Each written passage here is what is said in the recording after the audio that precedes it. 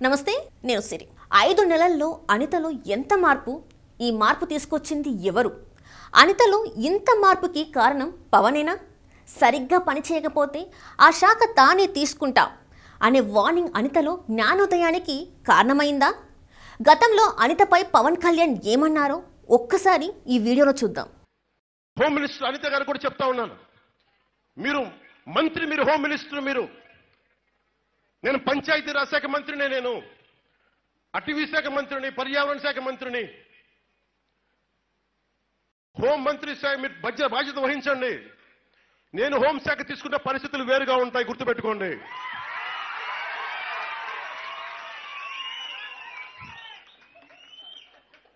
మమ్మల్ని విమర్శించే నాయకులకి అందరికీ నేను చెప్తున్నాను, ఈ రోజున ఇలాగే మీరు తీసుకొస్తా ఉండండి. మీరు నిశ్చలంగా ఉండండి, ఏమి చేయకుండా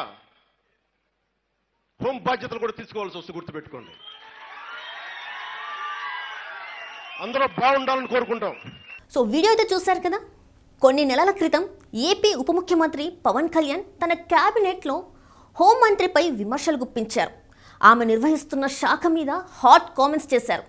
సరిగ్గా పనిచేయలేకపోతే ఆ శాఖని తాను తీసుకుంటానని కూడా హెచ్చరించారు. ఇంతకీ ఏమా కదా, పవన్ టోన్ ఎందుకు మారింది? ఆమె తన శాఖలో సరిగ్గా పనిచేయడం లేదని సహచార మంత్రిగా ఉంటూ పవన్ రిమార్క్ ఇచ్చారు. దాని మీద నాడు అతిపెద్ద రచ్చ కూడా సాగింది. తోటి మంత్రిని మంత్రివర్గ సహచరుడు బాహాటంగా ఎలా నిందిస్తారని అన్నారు. అంతేకాదు, క్యాబినెట్ అంటేనే సమిష్టి బాధ్యత అని, అలాంటప్పుడు ఆమె తప్పు చేశారంటే క్యాబినెట్ మొత్తానికి వర్తిస్తుంది కదా అని రాజ్యాంగ నిపుణులు లా పాయింట్లు తీశారు.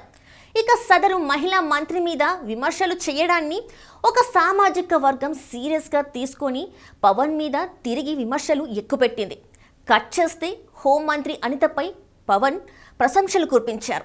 ఎలా అంటే, ఆమె సింహాచలంలో చందనోత్సవం వేళ జరిగిన పెను విషాద సమయంలో ఎంతో సహనంతో చాకచక్యంతో వ్యవహరించారని పవన్ ఆమెకి కితాబిచ్చారు. ఒకవైపు 7 మరణించిన ఘోర విషాదం జరిగితే బాధితులందరితో ఆమె మాట్లాడి ఓదార్చి ప్రభుత్వం తరపున అండగా ఉంటూ ఒక్కొక్కరికి 25 లక్షల వంతున పరిహారం ఇప్పించారు. అలాగే మిగిలిన భక్తుల కోసం సాఫీగా చందనోత్సవ కార్యక్రమం జరిగేలా చూస్తూ ఎప్పటికప్పుడు అధికారులకు డైరెక్షన్ ఇస్తూ మొత్తం కార్యక్రమం అబాసుపాలు కాకుండా ఎంతో సమర్థంగా వ్యవహరించారు. ఇవన్నీ చూసి పవన్ కళ్యాణ్ అనిత ఈజ్ గ్రేట్ అనేశారు. విపత్కర పరిస్థితులు ఎదురైనప్పుడు ఎంతో బాధ్యతతో వ్యవహరించిన తీరు, బాధితులకు అండగా ఉన్న విధానం గొప్పవని ఆమెని ఉద్దేశించి వ్యాఖ్యానించారు. ప్రజా జీవితంలో ఉన్నవారు ఏ సమయంలో అయినా స్పందించాలని, శోకంతో ఉన్నవారికి ఓదార్చాలని ఆ పని చేయడంలో అనిత 100% విజయం సాధించారని ఆయన కొనియాడారు. మొత్తానికి అనిత నాడు తనను విమర్శించిన పవన్తోనే నేను కితాబు అందుకోవడం గ్రేట్ అని అంటున్నారు. ఇక పవన్ విషయానికి వస్తే, తప్పుంటే నిర్భయంగా చెప్పడం, సరిచేయడం, అదే సమయంలో ఒప్పుంటే ఎలాంటి బేజషం లేకుండా వారిని బాహాటంగానే పొగిడి ప్రోత్సహించడం ద్వారా పాత తరం రాజకీయ నాయకులను గుర్తుకు తెచ్చారని అంటున్నారు. ఏది ఏమైనా అనిత మాత్రం సింహాచలం దుర్ఘటన తర్వాత పరిస్థితులను అదుపులోకి తీసుకొని రావడంలో అత్యంత సమర్థంగా వ్యవహరించారు అని అంతా అన్నారు. లేకపోతే మొత్తం చందనోత్సవమే ఇబ్బందిగా మారి ఉండేదని కూడా ఆయన అన్నారు.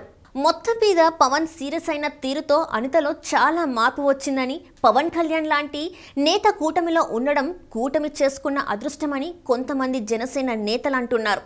ఉప ముఖ్యమంత్రి మార్క్ ఏంటో డైరెక్ట్ విమర్శలతో పవన్ మంత్రుల్ని గాడిలో పెడుతున్న తీరు గొప్పదని అంటున్నారు తెలుగు తమ్ముళ్ళు. చంద్రబాబు పవన్ జోడీ సూపర్, ఇలాగే ప్రభుత్వాన్ని నడిపిస్తే పాలన సాఫీగా సాగుతుంది, అందరూ సక్రమంగా పనిచేస్తారు అనేది కొంతమంది వాదన.